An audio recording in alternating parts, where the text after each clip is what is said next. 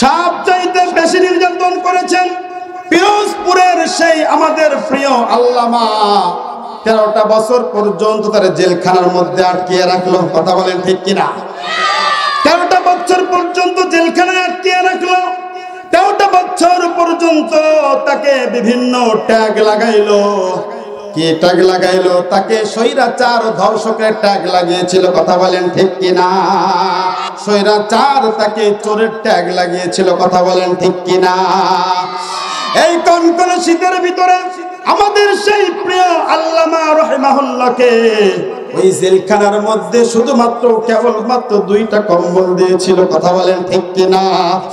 এই শীতের ভিতরে, কনকনে শীতের ভিতরে সেই প্রিয় আল্লামা দেলোয়ার হোসেন সাঈদী রাহিমাহুল্লাহ একটা কম্বল নিচে বিছাইতেন আর একটা কম্বল গায়ে দিতেন। জোরে বলেন আল্লাহু আকবার। তাকে ক্ষমতার লোভ দেখানো হয়েছিল, তাকে দুনিয়ার বিভিন্ন টাকা পয়সা দেওয়া হয়েছিল, কিন্তু আমাদের সেই আল্লামা ক্ষমতাকে লাথি মেরেছে, টাকাকে লাথি মেরেছে, সব কিছুকে লাথি মেরে দিয়ে কার উপরে অটল ছিলেন? তিনি কে? আল্লাহ। কার উপরে অটল ছিলেন? কথা বলেন, কার উপরে অটল ছিলেন? আল্লাহর উপরে। আমার ভাইরা, আমার বন্ধুগণ, আল্লাহ পাক রব্বুল আলামিন আমাদের সেই প্রিয় আল্লামার সম্মান বাড়াইছেন না কমাইছেন? জোরে কথা বলেন, বাড়াইছেন না কমাইছেন? স্বৈরাচার চেয়েছিল আলেমদেরকে ধরে ধরে জেলখানায় ঢুকাইলে আলেমদের সম্মান মনে হয় কমে যাবে।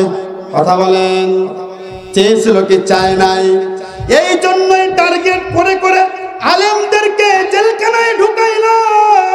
শুধু আল্লামা দেলোয়ার হোসেন সাঈদী নয়, আল্লামা দেলোয়ার হোসেন সাঈদীকে তো জেলখানায় ঢুকাইলো। 13টা বছর পর্যন্ত জুলুম করলো, অত্যাচার করলো, শেষ পর্যন্ত পরিকল্পিতভাবে তাকে হত্যা করে ফেললো। কথা বলেন ঠিক কিনা? তার সম্মান কমছে না বাড়ছে? কথা বলেন, তার সম্মান কমছে না বাড়ছে? আল্লামা মামুনুল হক জেলখানা থেকে বের হয়েছেন, তার জেলখানায় ঢুকাইছিল স্বৈরাচার, তাকে ধর্ষকের ট্যাগ লাগিয়েছিল। কথা বলেন ঠিক কিনা? কিসের ট্যাগ লাগিয়েছিল? ধর্ষকের ট্যাগ লাগিয়েছিল। আজকাল বিবাহিত স্ত্রীকে নিয়ে হোটেলে থাকলেও স্বৈরাচার ধর্ষকের ট্যাগ লাগিয়েছিল।